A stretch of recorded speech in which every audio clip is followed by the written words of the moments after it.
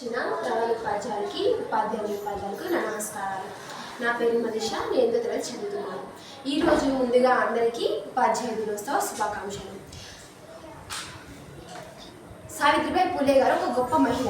ఆమె జనవరి 3వ తారీఖు 1831 సంవత్సరంలో మహారాష్ట్ర గ్రామంలోని సతారా గ్రామంలో నాయగావ్ అనే గ్రామంలో జన్మించారు. ఆమె ఒక గొప్ప మహిళ. ఆమెకు అందరిలానే బాల్య వివాహం జరిగింది. ఆమెకు చిన్నప్పటి నుంచి చదువుకోవాలనే కోరిక చాలా బాగా ఉండేది. తన భర్త జ్యోతిరావు పూలే గారు తన ఆశ నెరవేర్చడం కోసం, తనకు అందరిలానే తన లక్ష్యం నెరవేర్చడం కోసం తనని ముందుకు తీసుకెళ్లారు. ఆమె చదువు తనతోనే అంతం కాకూడదు, తనతోనే ఆగిపోకూడదని ఎంతోమంది ఆడపిల్లలు చదివించారు.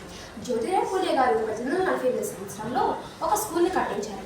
దానికి సహాయంగా లక్ష్మీబాయి పూలే గారు కూడా సహాయం చేశారు. అంతేకాకుండా జ్యోతిరావు పూలే గారు ఒక గొప్ప సంఘ సంస్కర్త. ఆయన ఎన్నో మంచి పనులు చేసేవారు, సమాజానికి సేవ చేసేవారు. అలా ఎంతో మందికి సహాయం చేస్తూ తను మధ్యలో మరణించారు.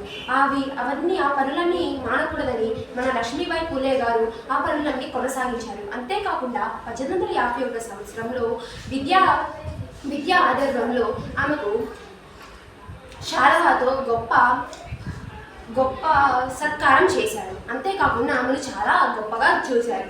ఆ తర్వాత ఆమె లాట్ వ్యాధితో ఎంతోమంది ప్రజలు బాధపడుతున్నారు. వాళ్ళందరినీ ఆదుకొని వాళ్ళందరినీ జాగ్రత్తగా చూసుకుంటూ సమాజానికి ఎన్నో సేవలు చేశారు. మరి ఈనాడు మనం ఇలా చదువుతున్నామంటే ఆనాడు ఆమె ఎన్నో అవమానాలు ఎదుర్కొని, ఎంతో కష్టపడి ఎన్నో అవమానాలు ఎదుర్కొంటే కానీ మనం ఇలా చదువుకోవడానికి ఉన్నాం. మరి ఆమెను మనం స్ఫూర్తిగా తీసుకోవాలి. మనం చూసుకోవడం కాదు, ఎంతోమంది ఆడపిల్లలు మనం కూడా నడిపించాలి.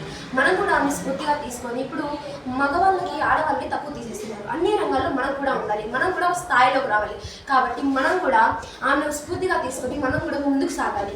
ఆమె మార్చి 10, 1897 సంవత్సరంలో మరణించారు. కాబట్టి ఆమె మరణించిన కానీ ప్రజల గుండెలో నిలిచిపోయారు, ఆడవారి గుండెలో నిలిచిపోయారు. ఆడవారిని ఇప్పటికీ చదివిస్తున్నారు. ఆమెను స్ఫూర్తిగా తీసుకోమని ఇప్పటికీ చెప్తున్నారు. ఆమెను స్ఫూర్తిగా తీసుకొని ఇంకా బాగా చదువుదాం. ఎవరు ఎక్కడ తగ్గిపోకుండా ఆడవాళ్ళంటే ఏంటో చూపిద్దాం. ఇంకా మనం బాగా చదువుదాం. నాకు ఈ సమయం ఇచ్చిన ప్రధాన ఉపాధ్యాయులకు నా ధన్యవాదాలు.